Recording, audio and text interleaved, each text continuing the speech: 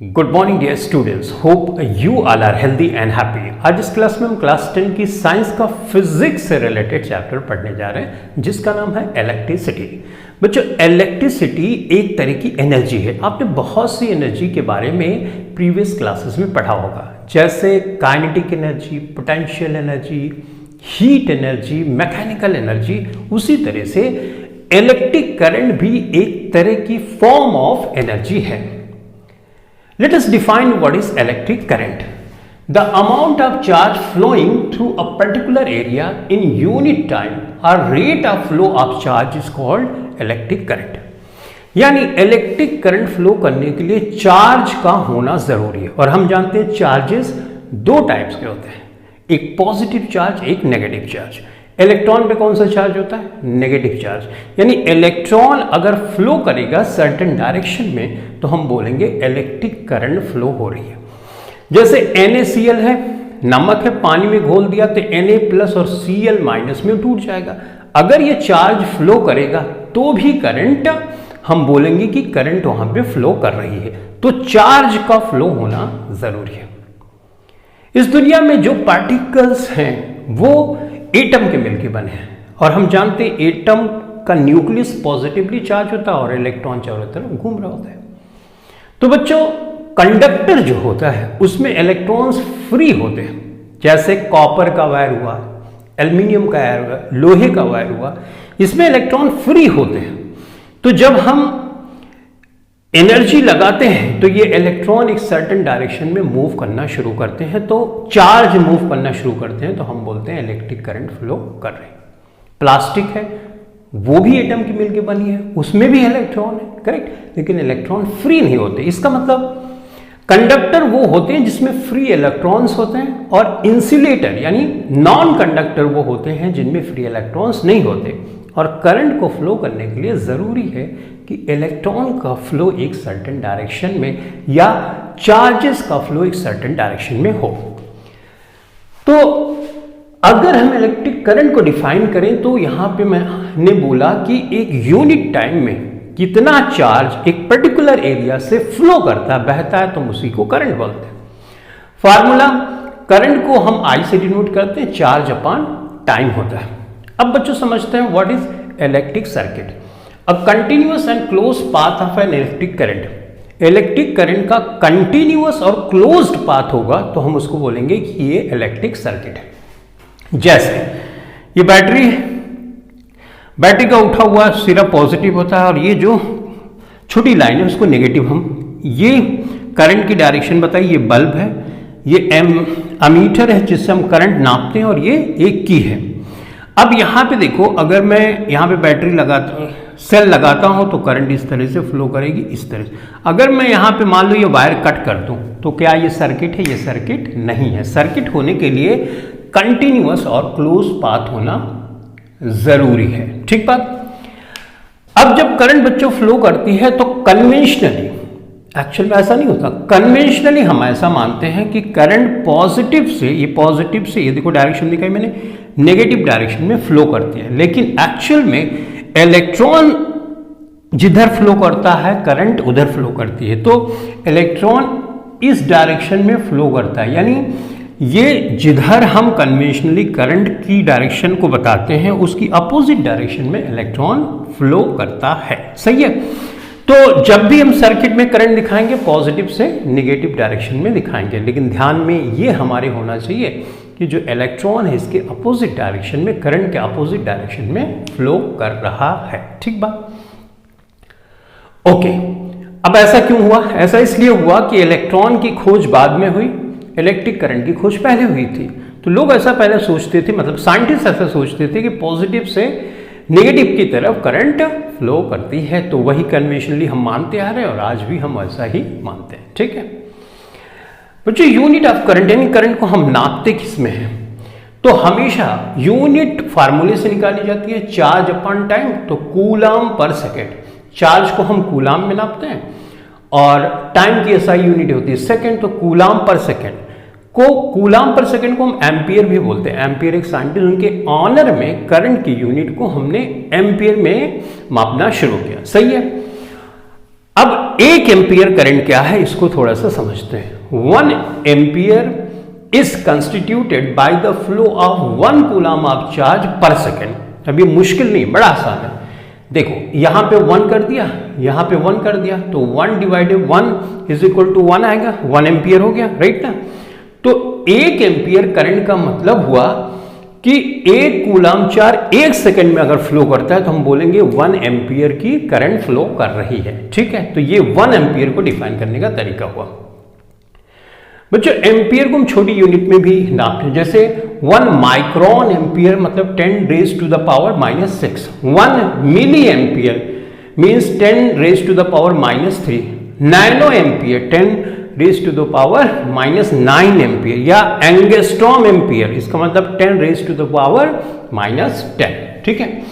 और ये जो करंट मेजर की जाती है एक डिवाइस होती है जिसको हम अमीटर बोलते हैं, और जनरली हम बोलते हैं मीटर। मीटर में रीडिंग ली जाती है हमारे घर में, राइट, मीटर लगा होता है इलेक्ट्रिसिटी का। तो हम अमीटर या गैल्वेनोमीटर से नापते हैं। तो गैल्वेनोमीटर तो बहुत ही सेंसिटिव है, इससे भी हम करंट नापते हैं और अमीटर से भी नापते हैं। अमीटर लगाया जाता है ये ज़्यादा ठीक है, छोटी करंट के लिए हम गैल्वेनोमीटर यूज़ करते हैं, सही है। गैल्वेनोमीटर से हम डायरेक्शन भी पता कर लेते हैं, जबकि अमीटर से ऐसा नहीं कर पाते, सही है। अमीटर को बच्चों हम सीरीज में जोड़ते हैं, सीरीज में जोड़ते हैं। जैसे यहाँ पे देखो पॉजिटिव के साथ पॉजिटिव, निगेटिव के साथ निगेटिव जोड़ा, तो ये सीरीज में जोड़ रहा हूँ। अभी अब धीरे धीरे सीरीज में जोड़ना क्या है, पैरेलल क्या है, ये सब सारी बातें समझोगे, ठीक है। फिलहाल अमीटर को हम सीरीज में जोड़ते हैं। बच्चों 1 कूलम चार्ज का मतलब होता है 6 × 10 raise to the power 18 electrons पे चार्ज जो होता है, यानी इतने इलेक्ट्रॉन पे जो टोटल चार्ज होता है उसको 1 कूलम चार्ज हम बोलते हैं। इसका मतलब ये तो बहुत बड़ा चार्ज है, राइट। और 1 इलेक्ट्रॉन पे जो चार्ज होता है वो होता है 1.6 नेगेटिव का, 1.6 × 10 raise to the power -19 coulomb, right. इतने मतलब उतने को हम यहाँ पे मल्टीप्लाई कर दें तो जो चार्ज हमको मिलेगा 1 कूलम का चार्ज होगा। 1 फैराडे मीन 96,500 कूलम चार्ज होता है। 96,500 कूलम हम ये कैलकुलेट करते हैं कि जो एवोगैड्रो नंबर होता है, यानी 1 मोल इलेक्ट्रॉन ले उस पर टोटल चार्ज जो आता है वो 96,500 के लगभग आता है, जिसको हम 1 फैराडे के नाम से जानते हैं, ठीक है। करंट बच्चों एक स्केलर क्वांटिटी, दैट्स इट, ठीक, ओके। तो बच्चों अब electric potential and potential difference के बारे में हम समझते हैं। अब इलेक्ट्रिक पोटेंशियल और पोटेंशियल डिफरेंस इसको बोलते हैं इलेक्ट्रिक प्रेशर। जैसे वाटर का प्रेशर होता है, राइट, उसी तरह से इलेक्ट्रिक करंट का प्रेशर को हम इलेक्ट्रिक प्रेशर के नाम से जानते हैं। अब हम जानते हैं कि जैसे वाटर है, वाटर हाई लेवल से लो लेवल पे फ्लो करती है इस तरह से, राइट। उसी तरह से जब पोटेंशियल का डिफरेंस होता है तो करंट फ्लो करती है, यानी करंट फ्लो पॉजिटिव से नेगेटिव की तरह हम जनरली शो करते हैं, करेक्ट। तो पोटेंशियल का डिफरेंस होगा तो करंट फ्लो करेगी, वाटर के लेवल का डिफरेंस होता है तो वाटर करंट फ्लो करती है, सही है। अब बच्चों इलेक्ट्रिक पोटेंशियल क्या है, देखो इलेक्ट्रिक पोटेंशियल का मतलब होता है इन्फिनिटी से अगर हम एक चार्ज को इलेक्ट्रिक फील्ड के अंदर लेके आते हैं तो हमने कितना वर्क किया, वो होता है इलेक्ट्रिक पोटेंशियल। पोटेंशियल डिफरेंस क्या है, इलेक्ट्रिक फील्ड के अंदर ही, इलेक्ट्रिक फील्ड के अंदर ही एक स्थान से दूसरे स्थान में एक यूनिट चार्ज को ले जाने में जितना वर्क होता है हम उसको पोटेंशियल डिफरेंस बोलते हैं, सही है। तो work done to move a unit charge from one point to other. अच्छा, इसका फार्मूला होगा V = W/Q, जो यहाँ पे W वर्क है, Q यहाँ पे चार्ज है, तो यूनिट बनेगी W, वर्क की यूनिट होती है जूल, और Q की यूनिट होती है कूलम, जूल पर कूलम, या हम इसको वोल्ट भी लिख सकते हैं। ये एक साइंटिस्ट थे, उनके नाम पे वोल्ट पोटेंशियल डिफरेंस की यूनिट रखी गई। अब 1 वोल्ट क्या सिंपल है, जूल की जगह 1 रखो, 1 रखो, यानी 1 कूलम चार्ज पे जब 1 जूल का वर्क किया जाता है तो हम बोलते हैं 1 वोल्ट का पोटेंशियल डिफरेंस है। When 1 joule of work done to move a charge of 1 coulomb from one point to other। Circuit diagram के बारे में फटाफट हम समझ लेते हैं। देखो ये है बच्चों सेल, ढेर सारी सेल को हम मिलाते हैं तो बन जाती है बैटरी। ये ऑफ है यानी स्विच ऑफ है, तो इस तरह से स्विच ऑन है तो यहां पे ब्रैकेट और बीच में इस तरह से डॉट होता है। वायर अगर जॉइंट है तो इस तरह से दिखाते हैं, वायर अगर क्रॉस कर रहा है तो इस तरह से दिखाते हैं। इलेक्ट्रिक बल्ब को हम इस तरह से डिनोट करते हैं। ये बच्चों है रेजिस्टर, रेजिस्टर को दिखाने का ये तरीका होता है। ये इस तरह से रेजिस्टर दिखाया, फिर एक तीर या इस तरह से दिखाया, इसको रियोस्टैट बोलते हैं। बच्चों रियोस्टैट ऐसी डिवाइस होती है जिसमें हम रेजिस्टेंस को कम या ज्यादा कर सकते हैं, राइट। रेजिस्टेंस वेरिएबल होता है तो रियोस्टैट हम उसको बोलते हैं। अमीटर से बच्चों हम करंट नापते हैं, वोल्ट मीटर से हम वोल्टेज को नापते हैं, ठीक है। तो चलो अभी हम नेक्स्ट अब हम बात करेंगे ओम्स लॉ की। Ohm's law states that electric current flowing through a metallic wire, जो इलेक्ट्रिक करंट मेटालिक वायर के अंदर से फ्लो कर रही है, is directly proportional to the potential difference V across its ends at constant temperature. यानी बड़ा सिंपल सा नियम है, वोल्टेज आप बढ़ाओगे तो करंट बढ़ जाएगी, वोल्टेज घटाओगे तो करंट घट जाएगी। ये होता है डायरेक्टली प्रोपोर्शनल का मतलब। फिजिक्स में जब प्रोपोर्शनलिटी का साइन हटाते हैं तो एक कांस्टेंट आता है, वो कांस्टेंट यहाँ पे R है जिसको हम बोलते हैं रेजिस्टेंस। इसको अरेंज करेंगे तो V is equal to I into R, या और अरेंज करेंगे तो V divided by I is equal to R। अगर बच्चों V और I के बीच में हम ग्राफ प्लॉट करें तो ग्राफ हमको इस तरह से स्ट्रेट लाइन हमेशा आता है। ये क्या बताता है कि देखो वोल्टेज अगर इतना है, यहां तक है, राइट, तो उस टाइम पे करंट कितनी है, इतनी है। अगर वोल्टेज मैंने यहां तक ले लिया, ये ले लिया, तो करंट क्या हो गई, करंट ये हो गई। तो जो ओम्स लॉ है उसको दिखाने का मेथड ग्राफिकली ये हुआ। तो इस तरह से अगर ग्राफ बना होगा, वोल्टेज यहां करंट यहां, तो आप बोलना ये ओम्स लॉ को बता रहा है, ठीक बात। अच्छा, ओम के ऑनर में रेजिस्टेंस की यूनिट को हमने ओम बोला, यूनिट ऑफ रेजिस्टेंस इज ओम, और इस तरह से उसका सिंबल हम दिखाते हैं। ये ग्रीक लेटर है, उससे हम इसको डिनोट करते हैं। अब 1 ओम क्या है, जैसा अभी तक हमने डिफाइन किया, 1 ओम का मतलब करंट 1 एम्पियर होनी चाहिए और पोटेंशियल डिफरेंस 1 वोल्ट होना चाहिए, right. 1 ohm is the resistance when potential difference is 1 volt and current is 1 ampere, सही है। अच्छा, अगर हम चाहते हैं कि वोल्टेज हम ना चेंज करें, फिर भी करंट को हम कंट्रोल कर लें, करंट को कम या ज्यादा कर लें, तो ऐसी कंडीशन में हमको जो रेजिस्टेंस है वो बदलना होगा। अब आप सोच रहे होंगे कि ये रेजिस्टेंस क्या है। रेजिस्टेंस का मतलब एबिलिटी टू रेजिस्ट समथिंग, किसी चीज का विरोध, बाधा, परेशानी। करंट जब फ्लो होती है तो इलेक्ट्रॉन फ्लो करता है, इलेक्ट्रॉन के रास्ते में कितनी बाधा या परेशानी आई, उस परेशानी को हम रेजिस्टेंस बोलते हैं, सही है। अब बच्चों जो रेजिस्टेंस का फार्मूला होता है वो इस तरह से हम लिख सकते हैं, R is equal to rho L upon A. L क्या है, वायर की लेंथ है। अब देखो इसके सामने है तो डायरेक्टली प्रोपोर्शनल, यानी लेंथ वायर की अगर बढ़ती जाएगी तो इलेक्ट्रॉन को चलने में मुश्किल ज्यादा होगी, तो रेजिस्टेंस ज्यादा होगा। ए मतलब क्रॉस सेक्शनल एरिया, जैसे ये वायर है सिलेंड्रिकल शेप का, तो ये वाला एरिया जो सामने होता है इसको क्रॉस सेक्शनल एरिया हम बोलते हैं। अगर ये क्रॉस सेक्शनल एरिया ज्यादा हो, यानी तार ज्यादा मोटा होगा, तो करंट आसानी से, इलेक्ट्रॉन आसानी से चलेगा, तो करंट भी आसानी से फ्लो करेंगे, सही है। रो इसको पढ़ते हैं, इसको बोलते हैं रेजिस्टिविटी। ये मटेरियल पे बच्चों डिपेंड करता है।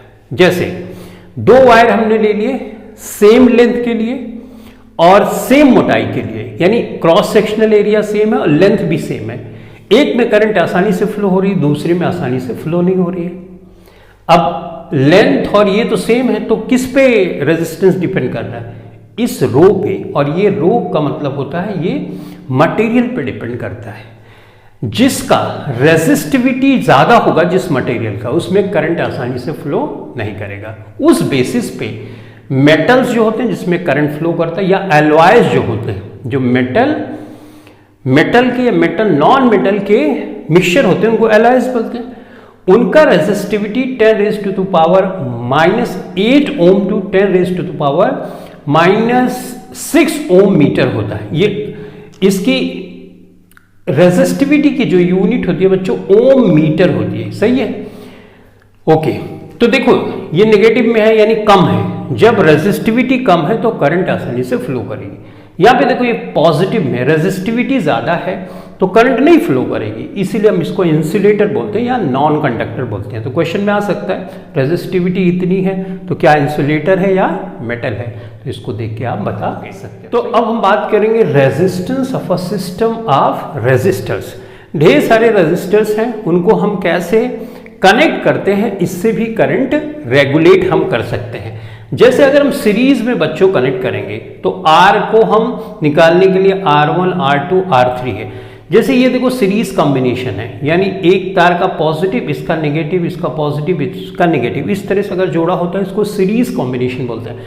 अब इन तीनों का नेट रेजिस्टेंस निकालना है तो इसकी वैल्यू जो है, इसकी वैल्यू, इसकी वैल्यू सिंपली हम जोड़ देते हैं और हमको मिल जाता है रेजिस्टेंस, टोटल रेजिस्टेंस इस सर्किट का।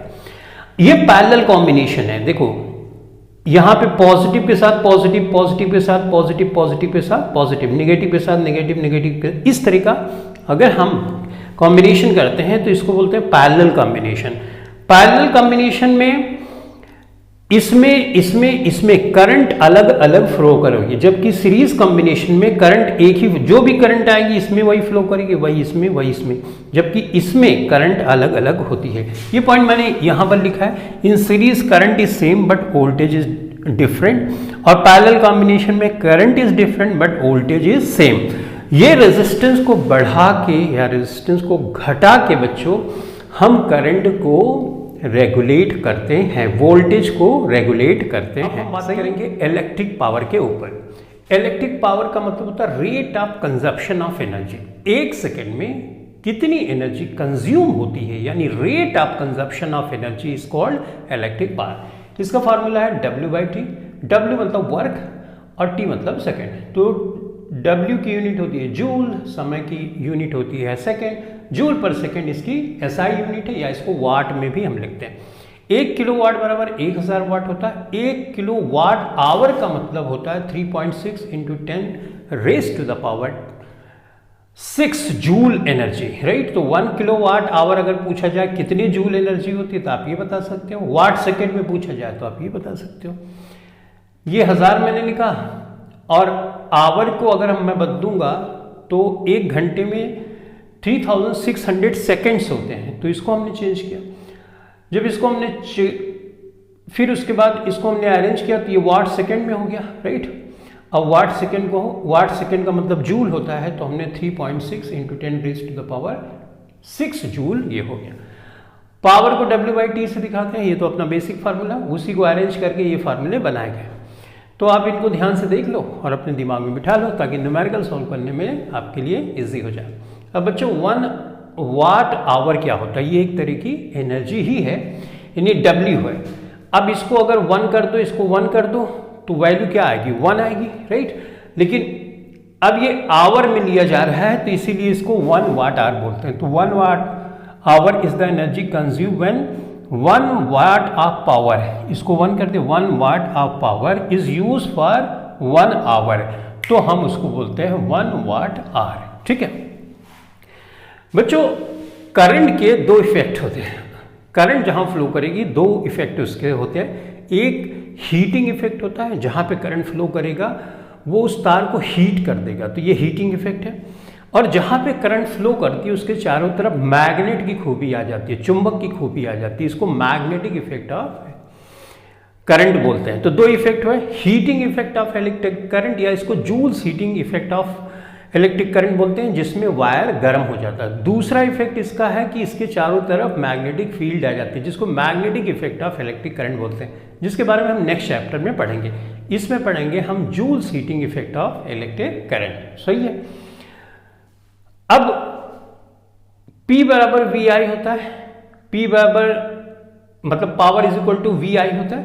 W/T किया, इसको VI किया, W यहाँ पे रखा, इसको यहाँ पे VIT हो गया, और उसके बाद V बराबर I × R होता है, इसको अरेंज किया तो W is equal to I² RT आ गया।